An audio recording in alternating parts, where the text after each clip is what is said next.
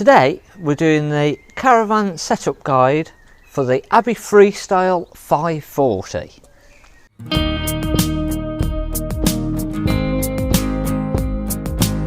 Start on the door side. We've got a wet locker. In here we've got an external 230 volt socket, so when we're plugged into the mains we've got power into the awning. We've got an external barbecue point. Now this is connected to the gas bottles. There's a little connector that you can buy that just pushes in and then the gas tap turns on, and that can go straight to your barbecue. Gas bottles, there's room for two. You've got the straps to hold your gas bottles in place. We've got the fitted bulkhead regulator on this one, and it's set up for propane. It's got the hand wheel on this one, so you don't need a spanner. It's the quick fast tightener. Again, just remember that this is reverse thread. Also in the front locker we've got the winding handle and the bar for the motor mover. Now this one is set up with two 7-pin connectors, so we've got a grey and the black. The black is going to do all of your lights for towing, and then the grey is going to run reverse light, the 12 volt to the fridge from the car, so you can run the fridge cool as you're travelling, and it will also charge the battery as you're going along. We've fitted with the Alco AKS 3004 hitch head stabiliser, and again, if you have a look in the description, we've got the towing guide and how to hitch up and all about how that works. Moving to the offside, we've got our water and 230 connection. So our water pump, this will be in the sink of the Caravan. We pop the end into our Acrol, and then it literally just plugs in. There's a little blue cap at the bottom that just holds that in. The boiler vent, this is just a winter cover, so when you're not using it, it will clip on, and when you're going to use this, make sure that that's removed, otherwise this won't light up on gas. To connect your 230 volt cable, we've got the little cutout here, so this will feed in as so. This will then connect in, and that will run all of your power. We've got the battery connectors here, so again we've got the negative, the minus, which is the blue, and then positive is the red.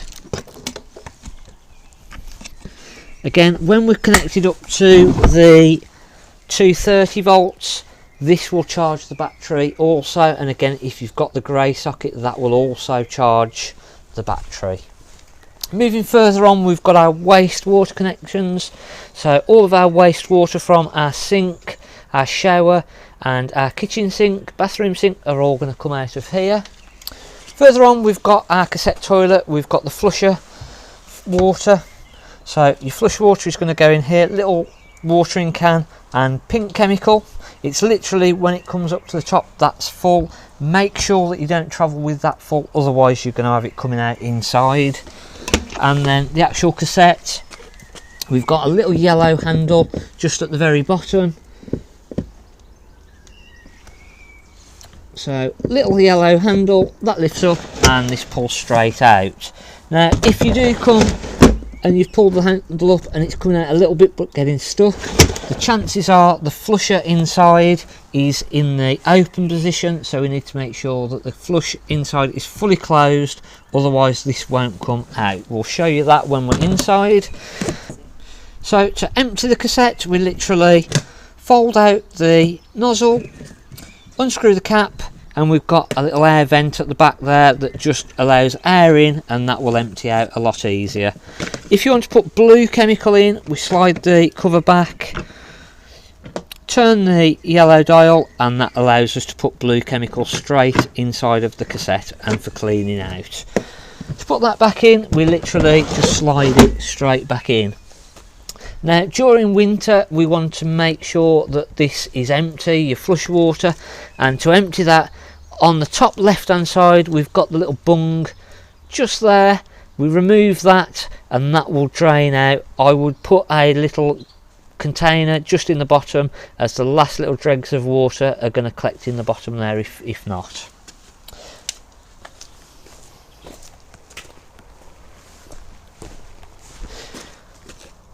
We've also got a locker underneath of the bed, so plenty of storage straight underneath of the bed there. Moving inside of the caravan, I'll pop the awning light on.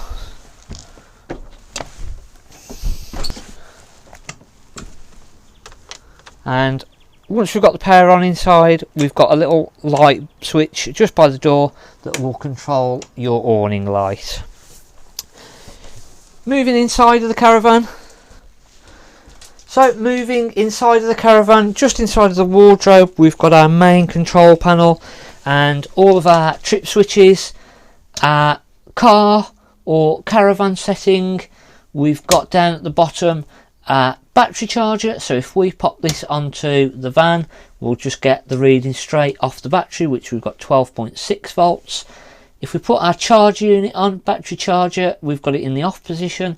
We'll put that on and you'll see the reading from our charger. We've got 14, just under 14 volts, 13.7. We've then got our water pump switch. Again, we won't put that water pump switch on until we know all of our taps are in the closed position, and also our water tank drain off is closed, which I'll show you now. So underneath of this front seat, we've got our drain valve for the water system. Now you're going to want to do this definitely over the winter, and also if you're not going to use the caravan for some time, the little yellow switch that we've got here, we've got it in the fill position at the moment, so horizontal. As it is now, we're in the run position and we can fill the system and use the water system. If we want to drain down, if we're not going to use it for a certain amount of time or winter, we'd literally pop that into the upright position. That will then start to drain the system down. What we'd need to also do is just open all of the taps up, twist them around on hot and the cold, and that will empty that system out completely. So once we know that that's down, all of our taps are closed, we can then go ahead and turn our water pump on. So we've then got our water pump switch. You'll notice that by default the panel will turn off, and if we want to just have a quick check what we've got a little test button. We'll then put our water pump on. We get our little light that says that the pump is running, and again we can then pull the water through the system. Now when you first come to run the water on the hot system, it's not going to run quite as well as it is now. We've already drawn the water through the system, and it will take a little bit of time, and you'll get a bit of air, and you'll get probably 5 minutes of coughing and spluttering just until that water tank fills back up. Now it's important to fill the hot water tank up with water before we go putting on our water heater, either on gas or electric. Definitely on electric. If we put that water heater on and we've got no water on, it's like boiling a kettle without any water in, and we're going to damage the element. So we've now drawn the water through, and again this is on a pressure system, so we want to have made sure that we've drawn the water on the bathroom tap, the kitchen tap, and also on the shower. That will just make sure that all of the water is through the system and we've not got any air left in there. If we now want to pop our water heater on, it's our little switch here that says water heater. Flick this one on and that will give us our power for the water heater.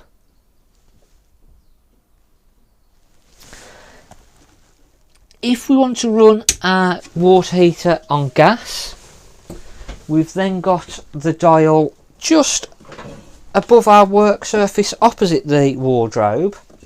If we want to run the water heater on gas, again we need to make sure that the white cover that we showed you earlier is removed, and it's literally the top one here that says Truma Ultra Store. We've got 0, a gas symbol, and then we've got the thermostat that goes from 30 degrees all the way up to 70. We literally pop that on and we get the little green light. Now if this was to not light up on gas, we'll get a little red light come on, as we have just there. And then probably the reason for that is either we've not got the gas connected or we've not drawn the gas through the system. Now one easy way to make sure that we've got gas connected and drew through the system is actually by using the hob. If you've not had a gas bottle on or you've not used it for quite a while, literally getting the gas through the system on the hob, and we can physically see straight away that we have got gas. And this will also mean that anything that we come to light up then is going to light up an awful lot quicker on the gas, if I can find the correct ones. We've then got low setting, high setting, and that's the same on all of them. And again, it's turning it to the high flame, holding it in, and then release. And again, we can then turn that to where we need. We have also got an electric ring, which is just literally turn on, and then this electric ring at the back. It will get very hot, so again you need to make sure that this doesn't get knocked when this glass lid is down.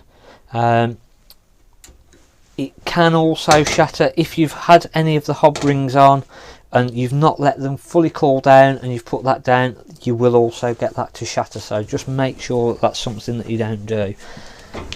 For our grill, we've got our symbol with the wiggly line on the top. Again, to the big flame, hit the igniter, and we've got our grill. And again, we can turn that down low and high, and then off. Our oven, again, is the one with the line at the bottom. Again, if we turn it to the highest setting, hold that in, hit our igniter, and then that will go. Again, you can adjust the temperature on the dial to where you want. It won't make any difference to the size of the flame, as it works on a thermostat, so it will just literally run at the same size until it gets up to temperature. So now that we've run the gas through the system, we can now again attempt to put our water heater on.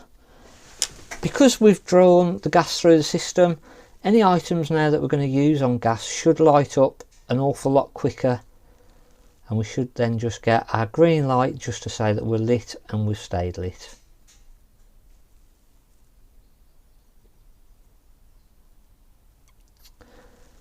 Below this one, we've then got our Truma Ultra Heat.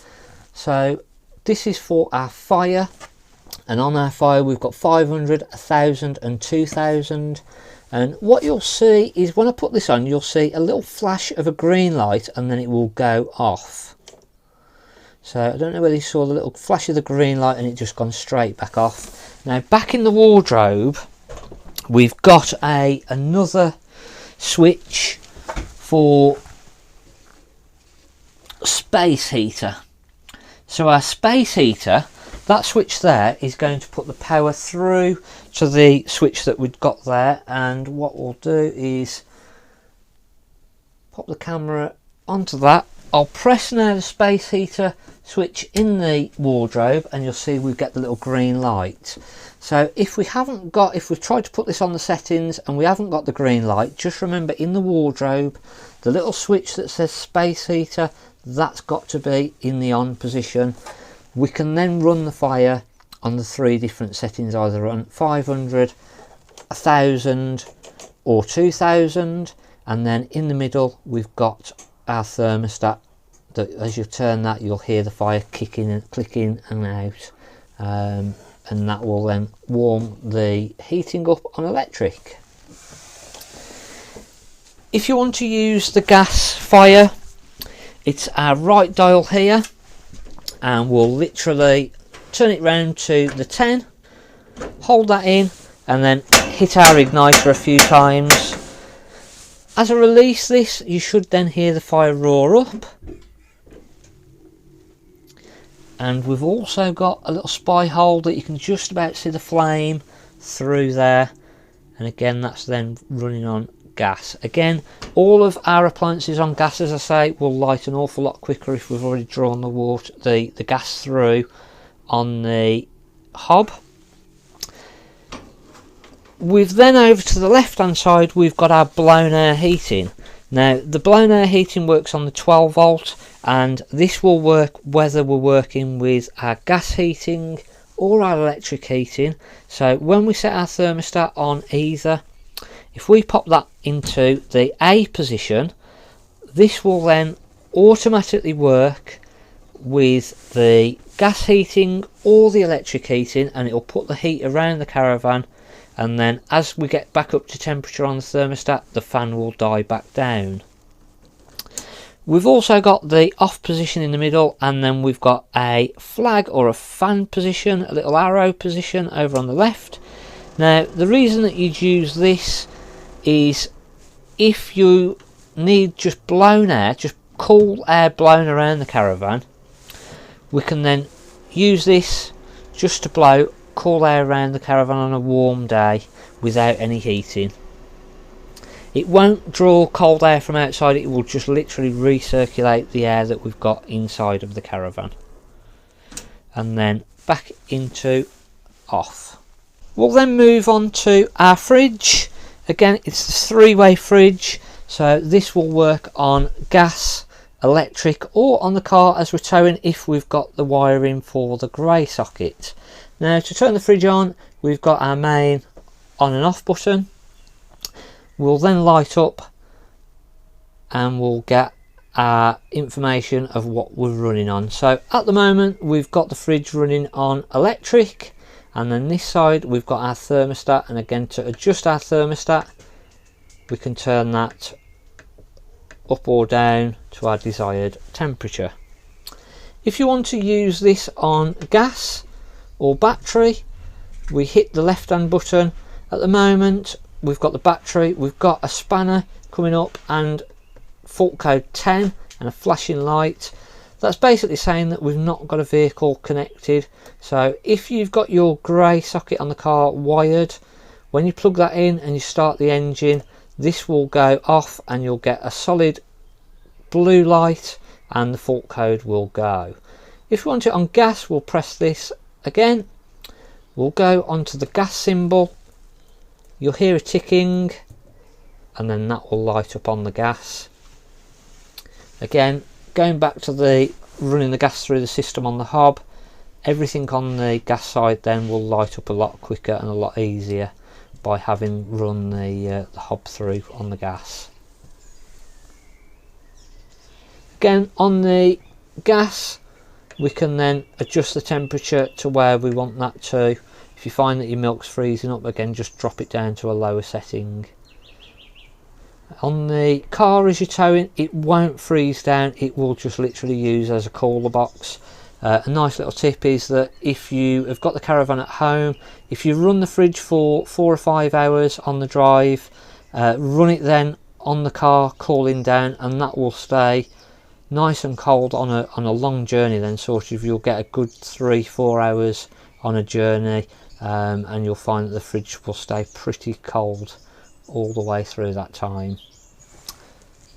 So we've also got our extractor fan in the roof. Now we've got forwards which will extract out, and we've got 2 and 3, and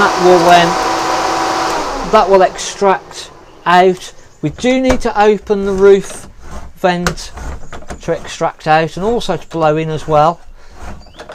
And again, if you do open this up, make sure that it's closed back down again if you're going to go out for the day. If it rains, it is going to get wet inside, so just make sure that's fully closed, and again for travelling, make sure that's closed down. If you want to blow cool air inside of the Caravan, just the opposite direction on the arrow, and again we've got our different settings, and that will then start to blow cool air into the Caravan. Again, once we've finished with that, just make sure again that we drop the actual roof light fully down and it's closed, making sure that that's closed for travelling, and also if you're going to go out on any chance of rain. We've then got individual switches on all of the lights. So again, as you go through the little individual light switches, not on there.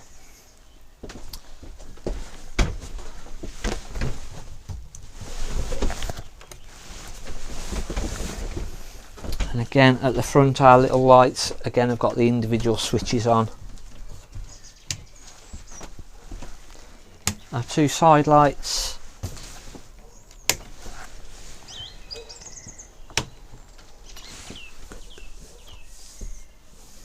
We've also got the microwave.